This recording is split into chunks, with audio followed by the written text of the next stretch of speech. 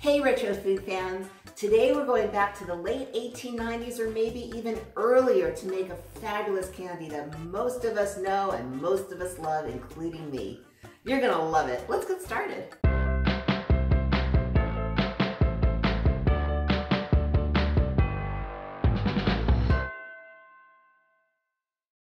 Hey everyone, this is YesterKitchen and I'm Jill. Thank you so much for being here. So today we are talking about peanut brittle. I absolutely adore peanut brittle. As a matter of fact, I make it every holiday season as part of my whole cookie candy madness thing. So, peanut brittle is thought to be one of the first candies ever made. Not necessarily the peanut part, but the brittle part, because the ancient times had access to some form of sugar, honey, molasses, and so it's just thought that they probably at one point figured out if you really cook it down, it'll harden up.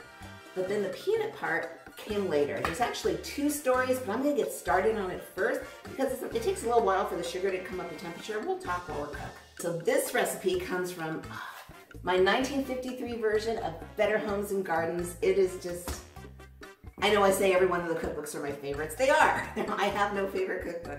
Anyway, we are gonna start with a very hot and very large pot. Never grab your pot when the heat source is on without thinking about it. Okay, and to this pot, we have it at about medium-high heat. To this pot, we're gonna add 2 cups of sugar. Yes, this is candy. We need sugar. And we're gonna add a cup of water. And there goes our heat. Nice. And if you feel it's getting too hot too quick, just turn it down. It's an easy fix. And to that, we're gonna add 1 cup of light corn syrup. Now I saved the measurements so I can show you my trick, even though I've showed you before in other episodes, but all you do is you take some cooking spray, you take your measuring scoop, and you spray it, and that will prevent it from sticking. And it's a great way to measure any sticky liquid. Sticky liquid, sticky liquid. Say that 10 times fast. Like honey or syrup. And look at that. There's gonna be a tiny bit that's gonna stay in there, but for the most part, look at that. It comes out beautifully clean. So we'll just get the last of that in there. And then you're just gonna start to stir. So now what you wanna do is you wanna bring this pot up to 240 degrees. I have my handy dandy candy thermometer. And if you don't have one, don't worry, I got you. First of all, when you put it in, and you might remember this from my lollipop episode, but when you put it in, don't have it touch the very bottom of the pan, because then you're just reading the direct heat and you're not reading the liquid. And you're just gonna start stirring. If you don't have a candy thermometer, I'm gonna teach you how to do the soft ball method. But we can't really do that until the temperature comes up and it starts to get kind of thick. So right now we're just gonna stir it a little bit. So peanut brittle. There's a lot of stories out there, but here's the 2 most popular, and you know what? You can decide, because who knows? None of us were there. So the first story is this is possibly a Celtic candy dessert, because there's records in Ireland of them taking peanuts and covering them with sugar and baking them, so that's kind of like it. And then as some Irish immigrants came to America around 1830, they brought that dish with them, and it kind of morphed into the peanut brittle we know today. Don't forget to keep stirring. You don't have to do this constantly, but you do want to just kind of keep it moving every now and then. You can hear that sizzle.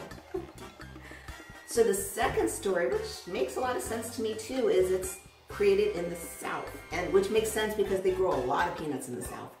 And the story goes that there was a Southern housewife who was making taffy. And instead of adding cream of tartar like you need for taffy, she accidentally added baking soda, which you need for brittle. And so it was a very happy accident. Shared it with her friends, and it kind of became what it is now. They both make sense. Who knows? It's food history, and that's why I love it. Okay, so we're gonna kind of keep stirring. And I'm gonna watch my temperature. And right now I'm only at 175. So we've got a little ways to go I'll be back when I hit 240 and I'll show you about the softball test. Okay, we are at 240 degrees. Let me tell you a few things that you need to know about candy making if you haven't seen my lollipop episode. So, you really want this on a hard boil, just like that, the entire time it's cooking, because that's the only way your sugar is going to come up to temperature. And what's really going on in here, the reason why your temperature is coming up is because all the water in the corn syrup and all the water in the sugar, yes it does have some, is evaporating out. And the more it evaporates is the more you're going to get that brittle crack. But right now we're at softball stage. We're at 240 degrees, and if you don't have a candy thermometer, I have here I actually just took the ice cube out, very cold water.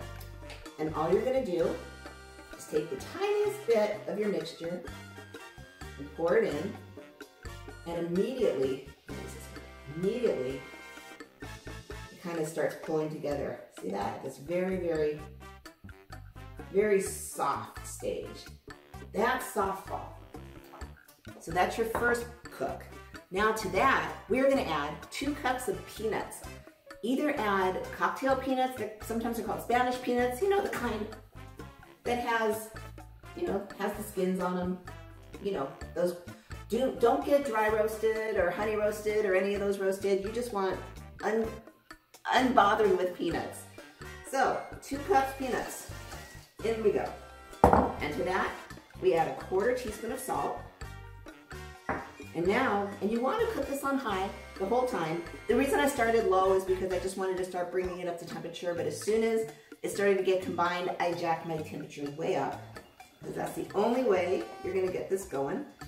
And now you're going to cook these beautiful peanuts and sugar to 300 degrees, which is your hard crack stage. So I'll teach you how to test it and I'll show you what it looks like, but in the meantime, I have a cookie sheet, a pretty large one, slathered in butter, and then I actually went and sprayed it with butter spray on top of that because I really don't want it to stick. You want to be very careful, and you want to have that at the ready. So I will see you again when we reach 300 degrees. I'm going to cut in really quick because I forgot to tell you a really important part. When I make candy, I always use wooden utensils because that way I like to leave the spoon in the pot, and that way you're not dragging syrup that's going to stick and do everything, you know, in and out of the pot. Because metal, if you don't know, transfers heat. So if you're going to leave a metal spoon in there and you're going to go touch it, oh, you're going to get a burn. And be careful with this. This is hot, hot sugar. Like, we're getting to 300 degrees here. That's a bad burn. So be really careful. So, but always use wood, because then you can just leave your spoon there and it'll just kind of bubble away and you have no problem picking it up. And as you can see really quick, our peanuts are starting to cook and it's starting to smell like peanut brittle in here. This is just fabulous, but we're only at 250 right now. So we're gonna keep going and we'll be back. Okay, so we are up to about 300 degrees. I'm just gonna get it off the heat for right now, and then I'll show you the hard crack stage because we really don't want it to cook any further. Okay, there, it's off. All right, so I have my same cold water, and now you're just gonna take a little bit. If you get a peanut in there, you're fine, but if you can avoid it, that would be awesome. And you just put a little in there, and as you can see, it is now breaking. And that's exactly what you want. So now here's where the magic happens. You can, by the way, if you have silicone pads, you can use silicone, totally fine. I don't, because I like to go old school. I don't have an Instapot, I don't have an air fryer. I do have 2 crock pots, but they were invented in 1940, so that's okay. I literally do everything old school. Okay, so out comes our candy thermometer, and in comes 1 teaspoon of butter, and where all the magic happens, a 1/4 teaspoon of baking soda, and it's gonna bubble up, and you wanna stir it really, really well, and get all that super incorporated. And once your butter melts, there, see, you can start to, now it's starting to get that, like that light color, peanut brittle color. I'm gonna quickly get all this out of my way so I can pour it on my buttered sheet the second I stop seeing that little pat of butter, which is about now. So now, I'll do this for you. What would I do if I didn't show you everything? Okay. You good?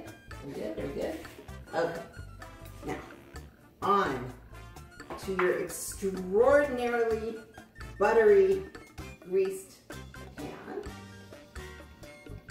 Look at that. It looks like peanut brittle, right? That's because it is peanut brittle. Guys, this is so easy to make. It does take a little time to bring the sugar up to temperature, but it is easy, it is economical, and it is delicious. And now you're just gonna kind of spread it out as far as you can. And then all that's left is to cool it and crack it. So we'll be back when that happens. And by the way, National Peanut Brittle Day, January 26th, but you shouldn't wait that long. You can make it more than once a year.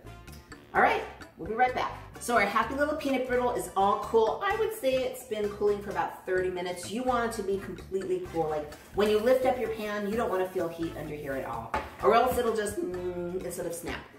Seriously. So here's our peanut brittle. So as you can see, it now comes off in one big sheet. And all that's left to do, that's the fun part, is just kind of break it up in little pieces, like that. And your fingers are gonna get all buttery because of all the butter that you have on your pan. But you're gonna be happy it's on your pan because it's not sticking. Take a look at this. This is my candy dish from the 1940s, and I thought it was quite apropos. So all that's left is to serve some up for your guests. And we're just gonna all the way around. And by the way, I am recording this during the insanity known as the coronavirus, so I'm stuck at home anyway. I might as well keep recording. Although getting groceries for these, not always the easiest.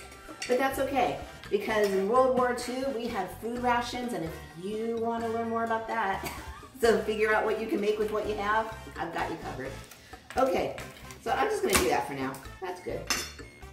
But this is just, honest to gosh, classic peanut brittle, which is so good. And now that you know the stories, well, whichever one you like, you're eating history. And that's what I love about all that. So while you're stuck at home, you might as well make some peanut brittle. You have plenty of time. Just make sure you wash your hands, sanitize your surface, but I know you're doing that. And if you have some stubborn pieces that just, like if you happen to come out too thick, just use your meat mallet and just kind of bang on it and it'll crack just fine. If you would like to explore more dishes from your childhood or just the past, I invite you to subscribe. I release new videos every Friday.